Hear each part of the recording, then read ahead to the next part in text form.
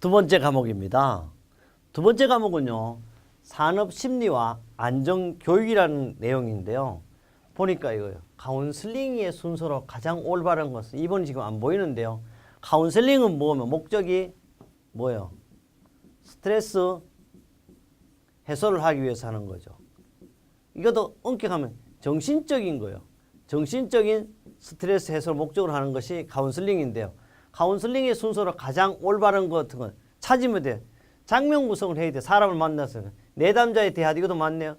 감정의 표출을 먼저 할 거야 아니고 의견을 재분석하면 돼. 요거 세 번째 들어가요. 그 다음에 뭐요? 감정을 표출하고 감정을 마지막에 명확화하는 겁니다. 그래서 1번은 틀렸어요. 그럼 맞는 답을 한번 찾아보도록 하겠습니다. 맞는 답을 보겠습니다. 2번 보겠습니다. 장면 구성 맞죠? 내담자와 대화 맞아요. 여기까지. 의견 재분석 맞아요. 감정 표출, 감정명 이런 순서로 하겠습니다. 답은 몇 번? 2번이 되겠습니다. 그 다음에요. 22번입니다. 제가 항상 강조하는 문제예요. 뭐요? 우리는 잊어먹죠. 에빙하우스라는 사람은 연구 결과 만강률을 50%를 초과하게 되는 최초의 경과는 뭐냐? 그러면 초과한다는 거. 이제 뭐 우리는 1시간 동안 있잖아요. 공부하다 1시간이 지나면 몇 프로였냐? 50% 잊어먹는다고. 제가 수없이 강조. 그래 봐요. 1시간 경과하면 얼마? 50% 이상 망각하는 거예요. 여러분 지금 들어도요. 들을 때는 아는데 당연히 또 어떻게 잊어먹게 돼 있어요. 그래서 이것은 법이에요. 물론 다 기억하는 사람의 평균이죠. 그러나 여러분 1시간이 지나면 얼마? 50% 잊어먹는다. 그래서 여러분이요. 계속 반복해야 돼요. 공부는. 귀에 따다고 앉을 때까지 듣고 눈이 진물이 생길 때까지 봐야만이 안전하게 합격이 가능하다. 아니 평생 잘 먹고 잘 살고 평생 줄지 않는 저축통장을 만드는 게 그래 쉽지 않습니다. 그래요. 이거 뭐 도표 이런 거는 의미가 없겠죠. 그 다음에요. 23번째 문제를 가겠습니다. 23번째는요. 다음 중 산업안전보건법 시행규칙상 사업 내 안전보건교육에 있어 건설업 일용 근로자요. 작업 내용 변경 시 최소 교육시간 했죠. 일반 제조업은 몇 시간? 2시간 변경할 때 일용 근로자는 몇 시간 할까? 작업 내용이 1시간 하면 돼요. 알아죠? 답이 1시간. 그럼 1시간 몇 번? 1번이 되겠습니다. 요것은요. 꼭 갈로 속으로도 나오니까 꼭 기억하고요. 여러분 알아둘 게 있어요. 이 상시 근로자가 50인 미만의 도매업과 숙박 및 음식은 위표의 규정에도 불구하고 해당 교육과정에 2분의 1 한다는데 혹시 시험에 나온다면 여기 2분의 1이라는 말이 나올 수 있고요. 이것은 2016년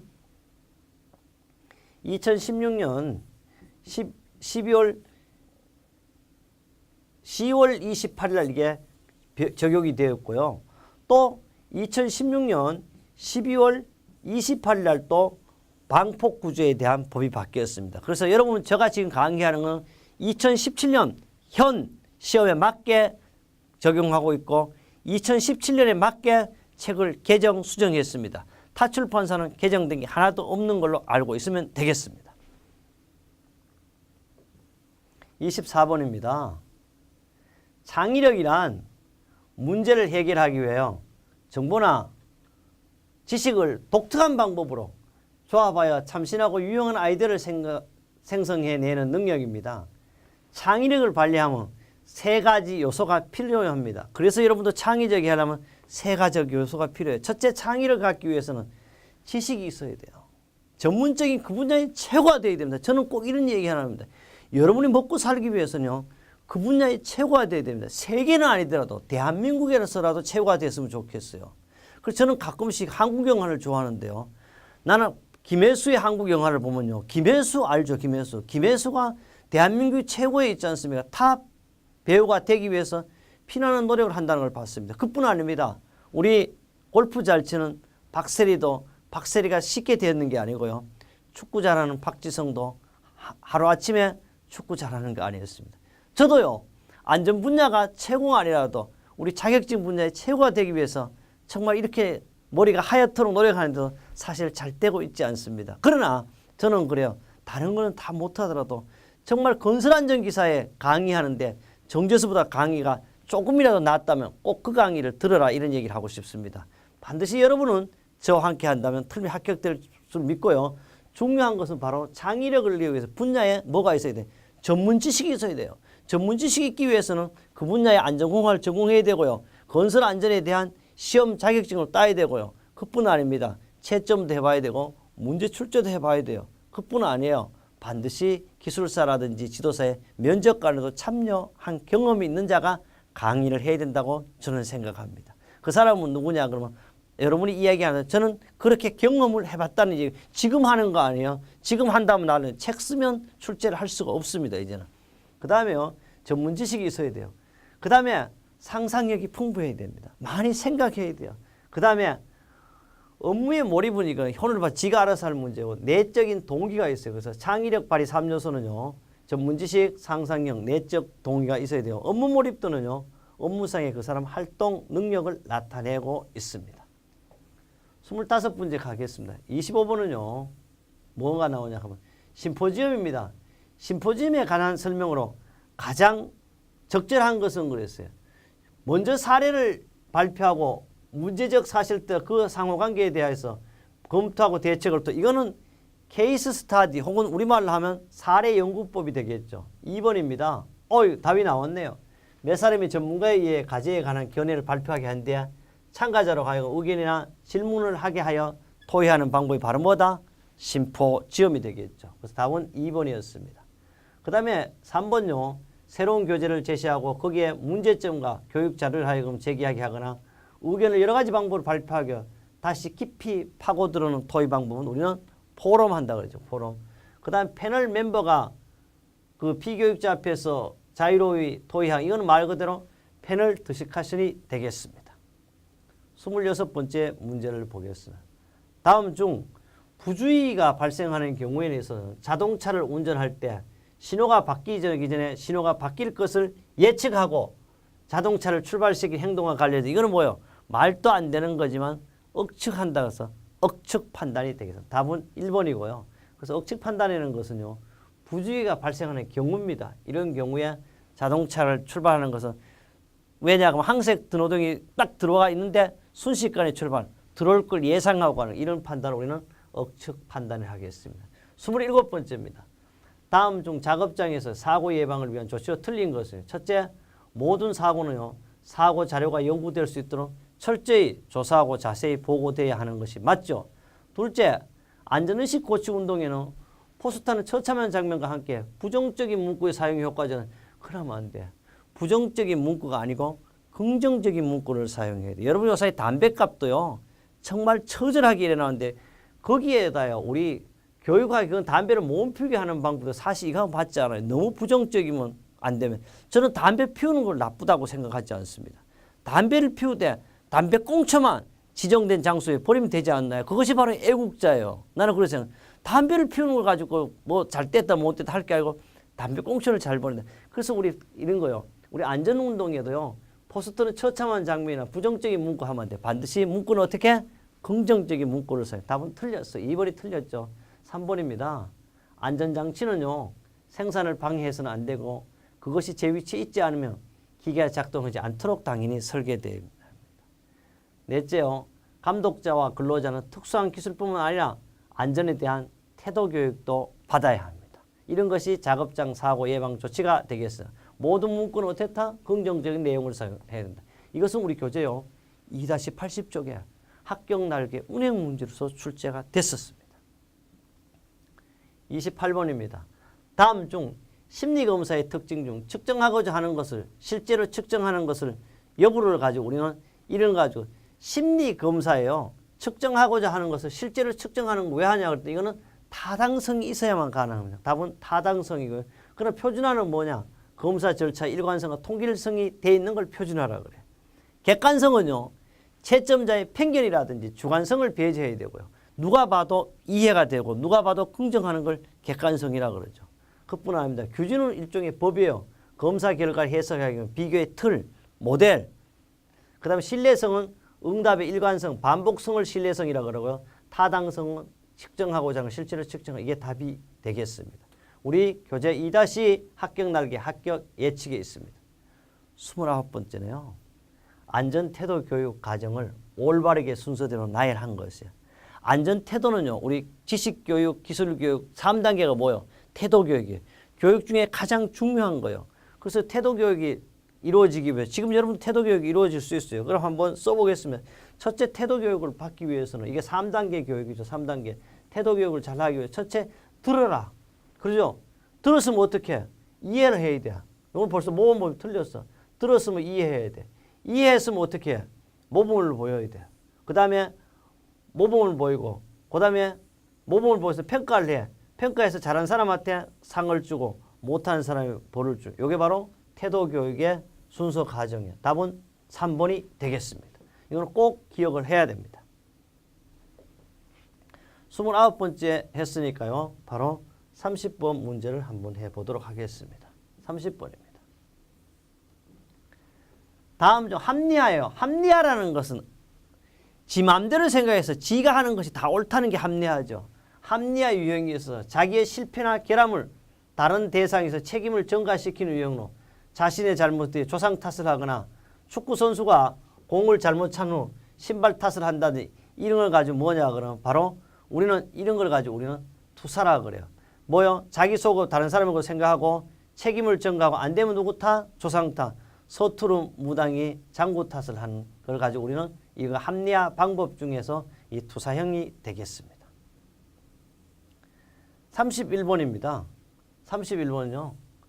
다음 필요의 검사 방법에서 인지 역치입니다.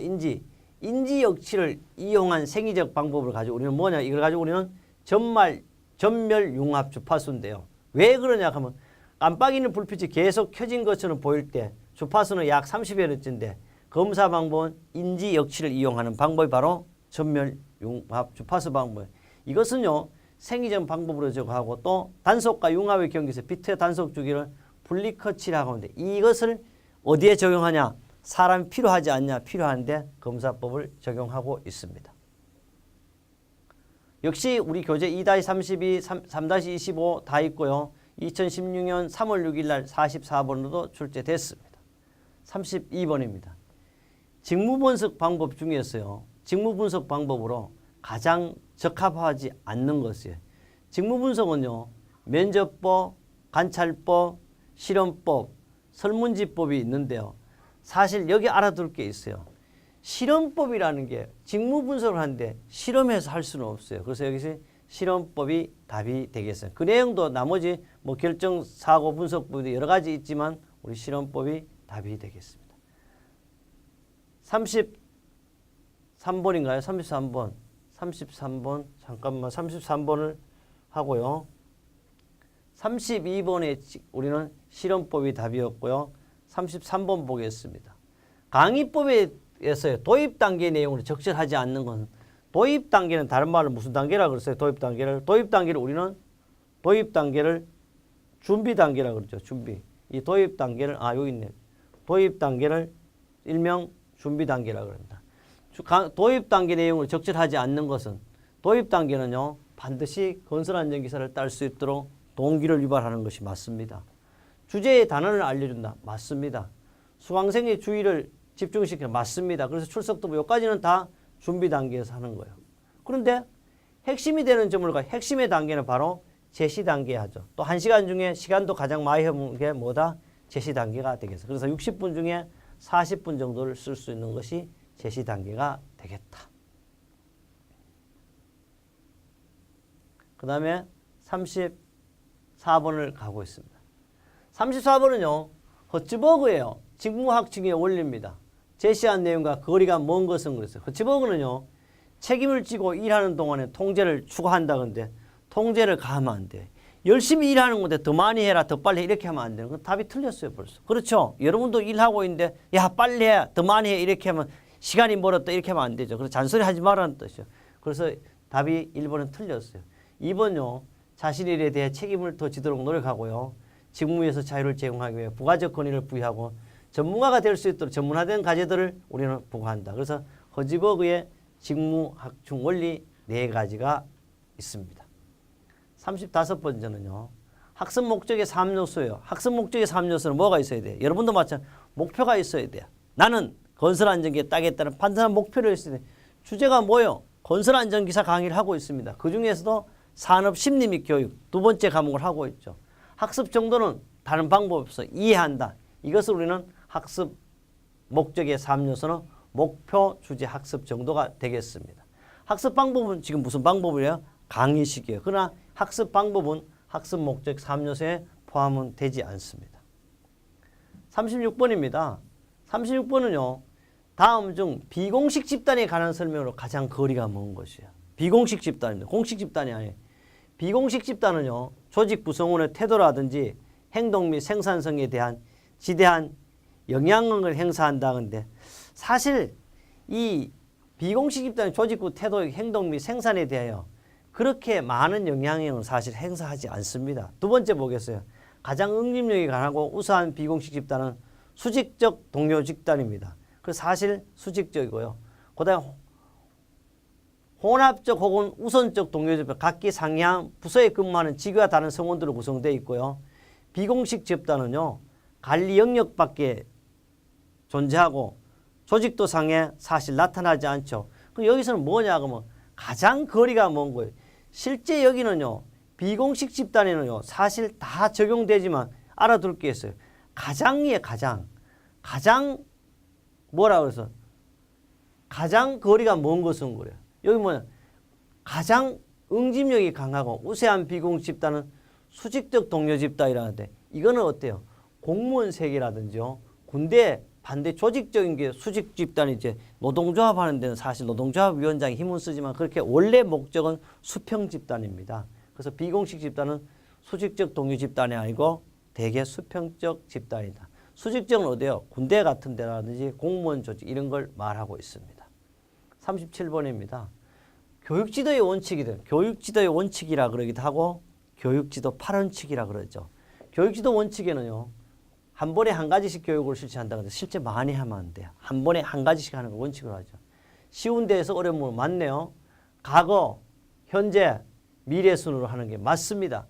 적게 사용하는 것을 많이 사용하는 게 아니고 많이 사용하는 걸 시험에 자주 나오는 걸 먼저 해야 돼요. 답은 4번이 틀렸어요. 봐요. 많이 사용하는 게 적게 사용하는 순서로 한다. 답은 네 번째 되겠습니다.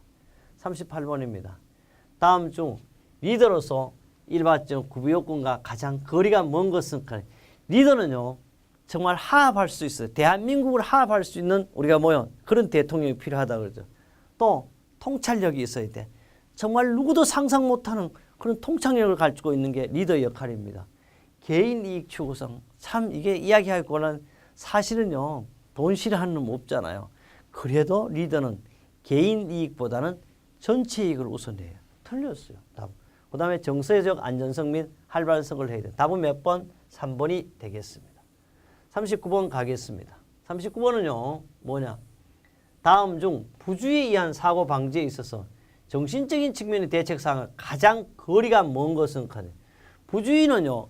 바로 사고가 나는 거예요. 그리고 정신적 측면은요. 거리가 먼 것은 한데 여기 적응력 향상이라는 것은 정신적인 게 아니고 일의 숙달도를 나타내 틀렸어요.